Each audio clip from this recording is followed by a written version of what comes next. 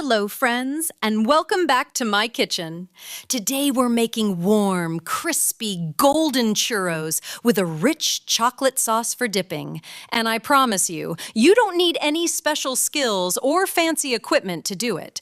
Just a few simple ingredients and a little patience. So get comfortable and let's make something wonderful together. We'll begin with a glass of water poured into your favorite pot. Now go ahead and add the sugar. You'll see right away just how simple this is. The ingredients for churros are humble, everyday things you very likely already have in your kitchen. That's part of why I love them so. Next, add half a teaspoon of salt to the pot. Now give everything a good stir so the sugar and the salt dissolve completely into the water before we go any further. Now add some butter. You can chop it into small cubes if you like, which helps it melt a little faster, but honestly, it's no trouble at all if you'd rather just drop it in whole. Set the pan over medium heat and wait for the butter to melt. It's quick, just about a minute. Then give it a good stir to bring the butter and water together. Now, watch closely here.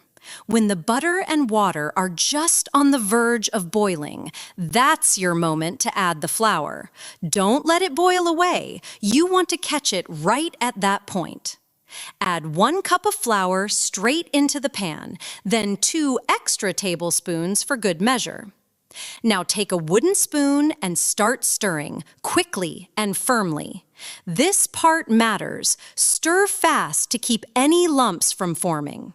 At first, the dough will be quite sticky and a bit unruly, but don't lose heart. Just keep at it. Mix until it pulls away cleanly from the sides of the pan and gathers into a smooth ball. This is your little arm workout. It takes about 3 to 5 minutes, and when it's ready, the dough will feel a lot like soft Play-Doh. While you're stirring away, I'd love it if you'd write in the comments which country you're watching from. It always warms my heart to see just how far this little kitchen reaches. It never stops amazing me. Now transfer the dough into a clean bowl and let it cool for about 5 minutes. Spread it around the sides of the bowl a little to help it cool faster. Work smarter, not harder, as they say. Now, this cooling step is more important than it might seem, so please don't skip it. If the dough is too hot when we add the eggs will start to cook and curdle, and we don't want that. Letting it cool first means the eggs blend in smoothly and beautifully. While the dough takes its little rest, let's get our eggs ready. Crack 1 egg into a bowl and whisk it well. We'll add this one to the dough slowly, just a little at a time, so the dough doesn't turn too wet too quickly. Slow and steady wins here. For the second egg, there's no need to be so careful. Just crack it straight into the cooled dough and start mixing right away.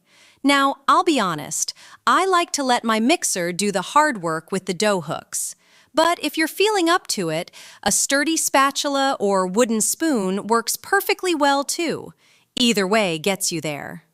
At first, your mixture might look a bit strange, part liquid, part solid, like it can't quite make up its mind what it wants to be. That's completely normal. Just keep mixing patiently and it will all come together into a smooth, glossy dough. The trick is to give each egg its moment. Blend it in fully before the next one joins in. It's coming along nicely, but the dough's still a touch too thick, so it's time to bring in that beaten egg we whisked earlier, but not all at once. I'll add about half for now, and we can always add a little more if we need it. This is why we beat it separately, so we can add it bit by bit. Oh, it's turning a little lumpy again, but no worries at all, friends, this happens. Just keep mixing and it smooths right back out. There, that's better. Still a bit thick though, so I'll add the rest of that first egg and keep going. Here's what you're looking for. The final dough should be smooth, shiny, and just thick enough to hold its shape when piped. There we are. That's just about perfect. I could have added a touch more egg for an even smoother mix, but this is lovely. Now lay a piece of cling film right over the dough, pressing it gently against the surface, and pop it in the fridge to chill for a little while.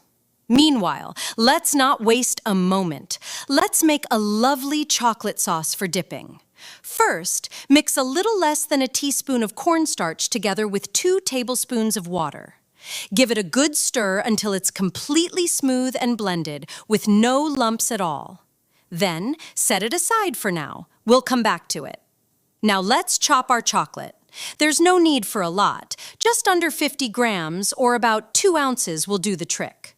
I'm partial to a good 70% dark chocolate for a rich flavor, but truly, use whatever chocolate you have on hand. This recipe is forgiving. Pop the chopped chocolate into a saucepan, ideally one with a thick, heavy bottom, as it heats more gently and evenly. Now sprinkle in a little sugar. I know adding sugar to chocolate might raise an eyebrow, but trust me on this one. It makes for a wonderfully smooth, scrumptious sauce. Now pour in half a cup of milk and we're ready for the heat. Set your stove to low and place the pot on. Give the chocolate time to melt down slowly, stirring gently now and then.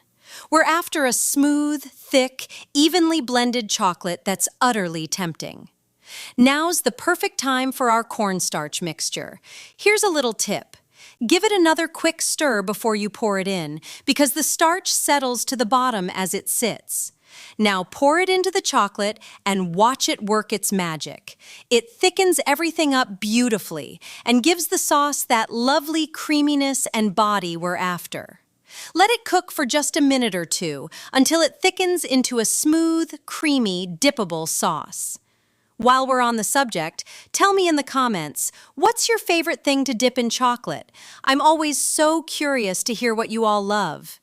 Now pour that gorgeous sauce onto a pretty plate or into a little bowl.